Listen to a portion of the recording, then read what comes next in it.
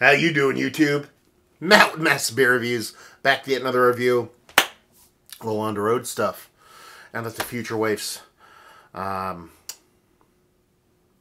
the word I'm looking for? Homestead. Let's go with that one. And doing a little bit of beer reviews. And this beer comes courtesy of Keith. Thank you very much, dude. Went on a trip out west. Drove back. And he picked us up along the way. And it's a beer I think I've had before. We're going to find out. And that is Hair of the Dog Brewing in conjunction with Toccalmatto Brewing. It is Matt squared to the square root of 2 to the second power. I don't know. Here's the deal. This is Hair of the Dog's Matt, but it was brewed at Toccalmatto Brewing in Italy. I've never had anything from that brewery. I never had any of their collabs, but that's what this beer is, I guess. I don't know. I didn't do any research beforehand. Just going to read what's on the label, which is all I know, which is Toccalmatto Brewing, featuring Hair of the Dog Matt² Dark Strong Ale, 11.2% alcohol by volume, The Beer Freak Show, a product of Italy. On the back here, this is where I say I think I've had this beer before. It says, Hair of the Dog Celebration Ale, brewed in Italy for the first time. A rich, dark, strong ale that will age beautifully. There's no date on here, so I don't actually know how old this is. But the way that's written, it actually seems like, okay, this is the same exact beer. It was just kind of brewed over there. Well, we're going to drink it and find out. I can't remember the last time I had a Matt, nor the last time I had a fresh one, so I couldn't tell you right off the taste if it's going to be like, oh, this is definitely the same beer. But, yeah. Anyway, label-wise, it's alright. It's pretty much, you know, the Hair of the Dog guy with a little bit of, like, weird Italian hat on and a little bit of extra flair to her. A little bit of circus theme to it. So, pour this in this Christmas glass I got from the future grandma. She got me these beer glasses because she knows I like beer, so she didn't know what to get me, so she got these fancy kind of screen printed glasses that are pretty cool, to be perfectly honest with you. I actually dig the shape quite a bit. So anyway, you know, it pours actually quite a bit more carbonated than what you typically get from a Hair of the Dog beer, so that's pretty cool. But it definitely has that kind of barley wine is life kind of vibe to it. Deep, rich, dark, kind of brown, murky doo-doo water awesomeness with a nice carbonation on top, which is a bonus. Now it's kind of settled into nothingness, and it kind of just looks like iced tea at this point. So, not the wrapper or the actor, more like thing you drink. Anyway, see if we can get a nose on her. Cheers. Definitely has that kind of barley wine vibe. Rich, deep, red plumminess with a kind of raisinette vibes going on. Nothing too chocolate, nothing too caramel. It's definitely in that kind of dark red fruited, kind of purple fruited raisin kind of realm. And that's pretty much it.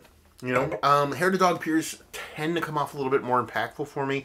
This comes off just like a really big, robust kind of English barley wine. Sweetness, dark, rich fruits. Nothing too sweet, even though it's sweet. It's not like crazy, oh, I'm drinking a Hair of the Dog barley wine kind of sweet. But yeah, it smells pretty good. So I'm just going to dive right in, see what she's got. Cheers.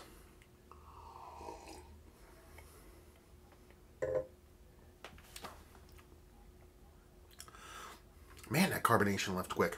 It actually poured with a really nice kind of carbonation to it. But it's not really sticking around. That being said, it really has that nice kind of creamy, silky, sugar daddy with a little bit of that kind of plumminess that Hair Dog essentially has on lock when it comes down to their barley wines. That's where they're one of the Mount Rushmores, especially here in the States. It's kind of cool to see them go over there and kind of duplicate that. It does taste a little bit fresh. I don't know the date on it, but I say it, you know, it's not brand new out the chute, but at the same time it does have a little bit of kind of ghost of hops past bittering.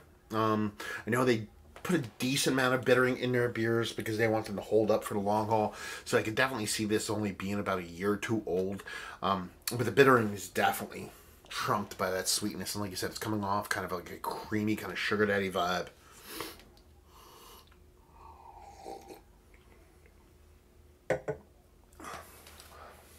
Nice mouthfeel. Nothing too thick, but nice. But it has a nice balance. That bittering actually is decently big. Each sip I take, it gets a little bit bigger, but it's not getting nearly as close or as big as that sweetness. So it's not a balanced thing, but it keeps that kind of sweetness from going over the top. And that's pretty much it. This is an ager. That's what this beer is. This is a beer that is meant to be aged.